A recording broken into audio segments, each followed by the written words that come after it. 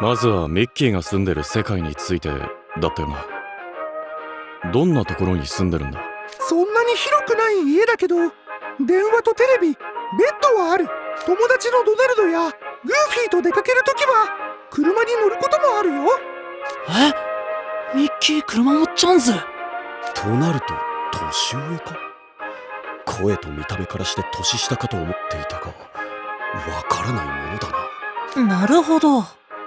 僕たちの世界と文明的に大きな開きはなさそうだ。お前は魔法使いではないと聞いたが、そちらの世界に魔法を使える者はいるか？例えば俺様みてえに火を出したり、マレウスみてえに雷を落としたりするようなやつ。僕の周りにはいないや。つまりお主の世界に魔法は存在しないということじゃな。そんなことないよ。僕の世界にも魔法はあるはずさ。へえ、そっちにはどんな魔法があるんだ？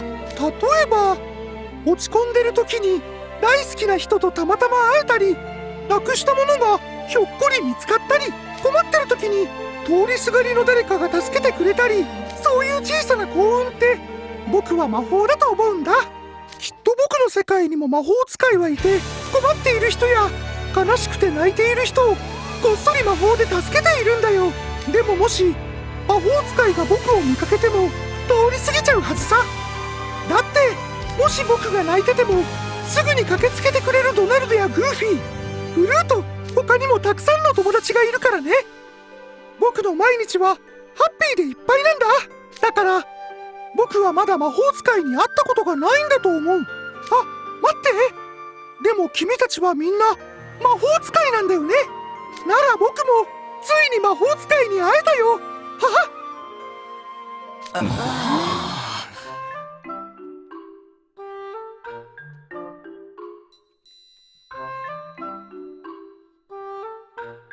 お客様の中に困っている人をこっそり助けてる魔法使いの方はいらっしゃいませんか？率先して人助けするやつなんかここにはいねえだろ。困ったやつなら大勢いるが。俺たちの世界でも原初の魔法は強く願う心が起こした奇跡だったらしい。そう考えると確かにミッキーが言う小さな幸運も魔法の一種と言えるかもしれない。では次の質問をしよう。その場所へやってくるときは意識だけが体から抜け出して鏡を通るのだと聞いている。その現象が起きる際、何か特別なことをしているか？いつも通りさ。シャワーを浴びて歯を磨いてベッドに入ったら本の続きを読む。そのまま朝まで寝ちゃう日と、こうして鏡の中に入れる日、何が違うのかは僕にもわからない。俺が夢を渡る時も同じだ。特別な条件があるわけじゃない。そういえばシルバーとは一度だけ夢で会ったよね。前もそのユニークなセーターを着てた。ミッキーは夢の中の出来事をしっかりと覚えていてすごいな。俺は監督生に写真を見せられるまでお前のことを忘れていたというのに。そのインパクトある柄は忘れたくても忘れられないんじゃ？いや、もしかすると記憶に残ったのはインパクトだけが理由ではないやもしれんぞ。それはどういうことです、リリア様？説明は後じゃ。のうミッキー、お主の家のそばに魔力が豊富な場所、例えば心霊スポットなどはないか？お化けが出る場所ってこと？ああ、それなら噂を聞いたことがあるよ。僕が住んでいる町の外れに古いお屋敷があって、今は誰もはずなのに夜に笑い声。待て、今何と言った？声がよく。あ、ミッキーの姿がどんどん薄く。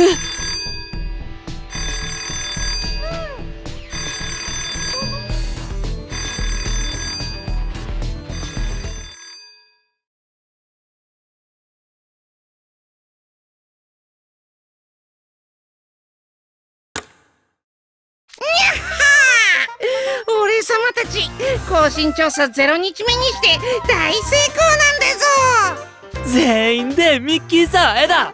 ダゲすげえ。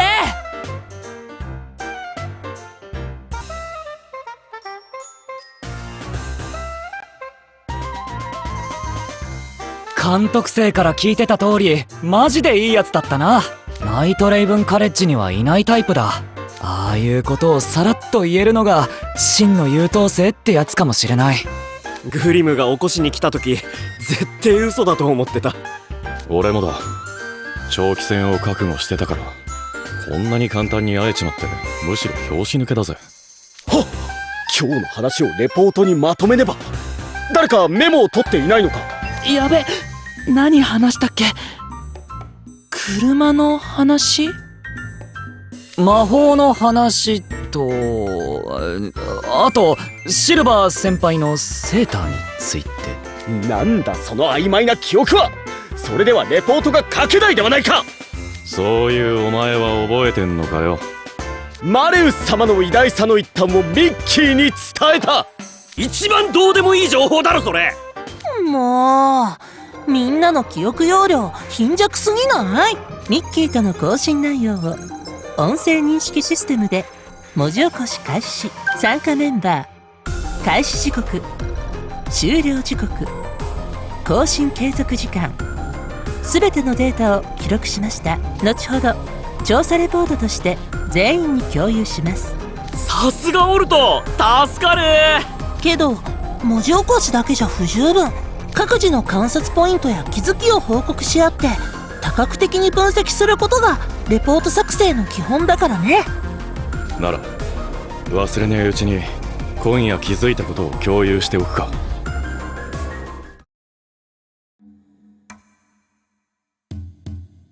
まずやっぱりミッキーの世界って僕らの世界と文明的にそんなに差がなさそうだよね。ああ、車も電話もテレビもあるって言ってたな。ミッキーの乗ってる車どんな車なんだろう。排気量がどれくらいか次に会えたら聞いてみよう。それよりも重要なのはミッキーの世界にはこちらの世界のように体系化された魔法がないということだろう。それ資格持ってる魔法師もいないっぽいし、ミッキーはああ言ってたけど監督生の元いた世界と同じ魔法のない世界って思っといた方が良さげ。魔法のない世界か。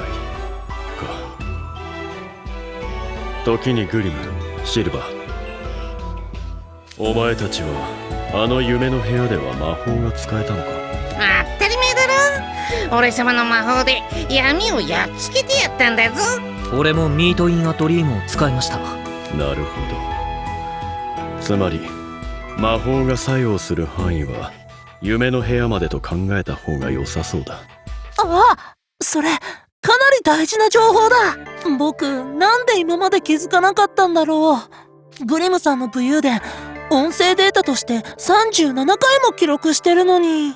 俺様の活躍は何百回聞いても楽しいだろうが。で、何が大事なんだ？ミッキーがいた夢の部屋はツイステッドワンダーランドの魔法法則が適用される影響範囲内。つまりあの夢の部屋はミッキー側の世界で作り出されたものではなく、こちら側の世界で作り出された可能性が高いということだ。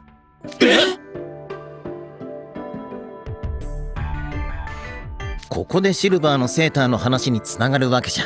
夢というのはどんなに強烈な内容でも起きた後はぼんやりとしか覚えておらんことがほとんどじゃろう。そうですね。俺もほとんど忘れてしまいます。じゃがミッキーは夢の中での出来事を覚えておる。それもかなり鮮明に。つまりあやつは眠っておるようで眠っておらんのじゃ。それはどういうことですか、親父殿。お主らマレウスのフェイ・オブ・マレフィセンスで眠らされた時のことは覚えておるか？当たり前なんだぞ。忘れたくても忘れられるかってんだ。あの時お主らの体は深く眠っておった。だが夢の中の出来事は目覚めた後も鮮明に記憶が残ったであろう。つまり夢の部屋はマレウス様のフェイ・オブ・マレフィセンスのような魔法で作られた魔法領域。そしてミッキーはそこに迷い込んでいる。まだ憶測の域は出ないがの。だからリリアはミッキーに近くに心霊スポットのようなものはないかと尋ねたのだな。さよう。魔力濃度の高い場所ほどゴーストがその姿を表しやすい。ナイトレイブンカレッジのゴーストがはっきりした姿を持っているのも一体の魔力濃度が高いからじゃ。あちらの世界にも魔力という概念があるのかはまだわからない。だがこちらの世界の魔法が鏡を通してあちらの世界に漏れ出し、ミッキーの周辺に影響を及ぼしている可能性は高いな。あっちとかこっちとか頭がこんがらがってきたんだぞ。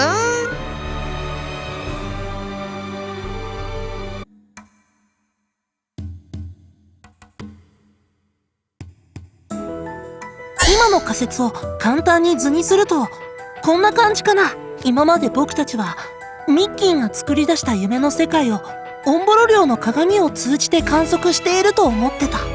でも実際はツイステッドワンダーランド側で作り出された魔法領域があって、両方の部屋の鏡がそこにコネクトしている状態かもしれない。俺様たちがあの部屋に行った時は窓もドアも開かなかったけど、ドアの外には全然別の世界があるかもしれねえってことか。その答えはここにいる誰にもわからん。そして憶測で論じても答えは出ない。やはり早急にこちらから鏡の中に入る方法を見つけ出し現地調査をするべきだ。だね。夢の部屋を作ってるのがこっちの世界の魔法なら僕たちがやれることも増えた感じがする。こっちからあの夢の部屋に行く方法か。あ、フェイ・オブ・マレフィセンスで寝てた時にグリムたちはあの部屋に行けたんだろ。つまりもう一回ドラコニア先輩にフェイ・オブ・マレフィセンスで眠らせてもらえば。それはダメ。マレウスのユニーク魔法の使用は許可できん。もし大ごとになったらマレフィシア様の落雷千本ノックくらいじゃ済まんわ。それに何よりマレウスの身が危ない。まだ本調子ではないのだぞ。ステュークスとしてもマレウスさんのフェイ・オブ・マレフィセンスの再使用は許可できない。目付け役にそう言われては僕がうなずくわけにはいかないな。それに角が折れてしまった今、もし使えたとしても以前ほど長時間ユニーク魔法を使い続けることは難しいだろう。ですよね。すんません。一回成功してる方法だからフェイ・オブ・マレフィセンスであの部屋に行くってのはアイデアとしてはありだけど、ちょっと試してみように対するリスクがでかすぎ。別の方法を考えるしかねえな。では鏡に入る方法に関しては文献などに当たりつつ、今後も予定通りに更新調査を続けていくことにしよう。気が遠くなるな。しょっぱなからミッキーに会えただけで御の字だろ。地道にやるしかねえ。焦らず試行錯誤をしていけばいずれ成果も得られよう。マレウス様ご誕生のため200年もの試行錯誤を重ねられたリリア様のお言葉、重みが違います。それじゃあ今日の話し合いをもとにレポートの制作を。待て、すでに午前1時を回った。もう寝る時間だ、小さいシュラウド。僕寝なくたって平気だよ。ダメだ、1時には消灯しろと学園長に言われている。お前が起きていれば監督役である僕たちも起きていなくてはならない。選抜選手であるわしらの健康第一。たっぷり寝てほしいと言ってくれたのは嘘か？いえ、1秒でも早く寝ましょう。オルト、貴様も寝ろ、今すぐにだ。はーい。チェ。高ぶる気持ちを抑え心身の回復に努める。それもこのじゃない、学生の務め。明日はいよいよ学園対抗戦初日じゃ。寝坊して遅刻するわけにはいかんぞ。でも興奮して眠れねほう、では僕が寝かしつけてやろうか。やっぱなんかすげえ眠くなってきたんだぞ。それでいい。では全員部屋に戻れ。しっかりと眠り明日に備えるがいい。はい。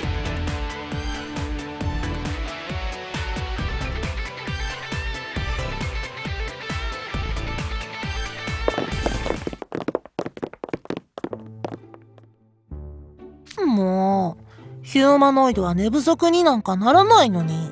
でもお前も学園の生徒になったんだ。ルールには従わないとな。そうだよ。俺ら生徒は消灯時間後にうろついてたら怒られるんだから。ルール以前にもう眠気が限界だ。さっさと寝ようぜ。僕は明日も当番だし、夜更かし厳禁。明日の当番は貴様と一緒か。他は誰だ？僕だよ。俺様と子分もいるんだぞ。なんとも頼りないメンバーだ。せいぜい僕と若様の足を引っ張らないようにしっかり寝ておくがいい。セベク君こそよーく寝ておいてよね。んじゃ今度こそおやすみ。みんな寝坊すんなよ。おやすみ。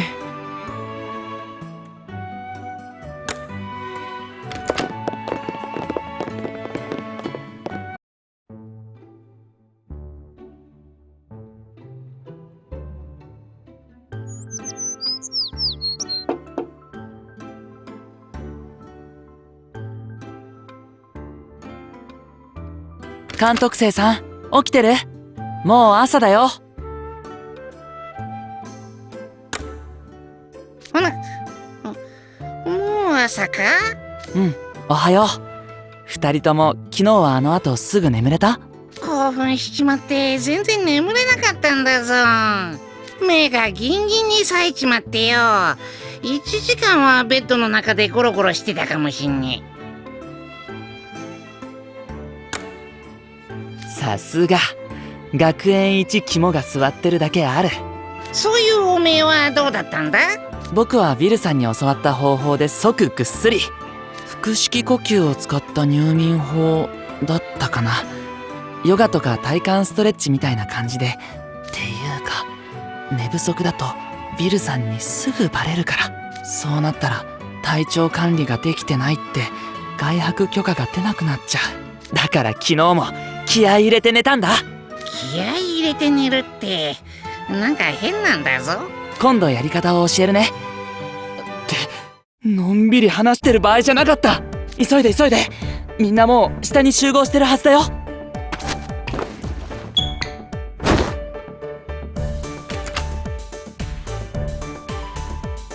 おはよう。うわ、俺にも負けないすっげえ寝癖。準備ができたらグラウンドに行こう。学園対抗戦の開会式が始まる。今朝ランニングしてたらもうあちこちにロイヤルソードアカデミーの生徒やら教師がうろついてた。グラウンドの周りには両対抗マジフト大会の時よりすげえ数の出店も並んでたぜ。自分が試合に出るわけじゃないってのにやっぱ落ち着かねえもんだな。おい、そのボサボサ頭で若様の前に出るつもりか監督生。不敬にも程があるぞ。開会式は午前10時開始予定だよ。あと30分しかないからヘアセットするなら急いで。よ